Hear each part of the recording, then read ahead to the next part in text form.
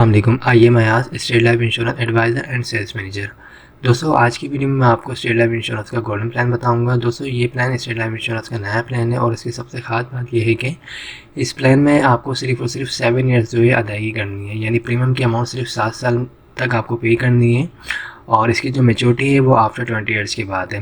अब for example मैं आपको एक प्लान समझाता हूँ। जैसे अगर आप 1 लाख रुपए स्टेट लाइफ इंश्योरेंस को पे करते हैं गोल्डन प्लान की मद में, तो साल के आपको 1 लाख पे करने होंगे और 7 साल तक आपको 7 लाख रुपए पे करने होंगे और 20 साल के बाद जो इसकी मेच्योरिटी मिलेगी आपको एक्सपेक्टेड वो 40 से 50 लाख होगी। मिलने वाली अमाउंट से बच्चों की शादी या उनको हाई एजुकेशन वगैरह आप दिलवा सकते हैं। बाकी इसमें जो है अगर दुराने पॉलिसी खुदा ना खासा डेथ होती है तो नेचुरल डेथ की सूरत में फैमिली को जो है 10 लाख रुपए की कवरेज विद बोनस। इसके अलावा जो है अगर एक्सीडेंट के थ्रू डेथ होती है खुदा ना खासा, उस सूरत में फैमिली को 20 लाख रुपए जमाशुदा बोनस दिया जाएगा।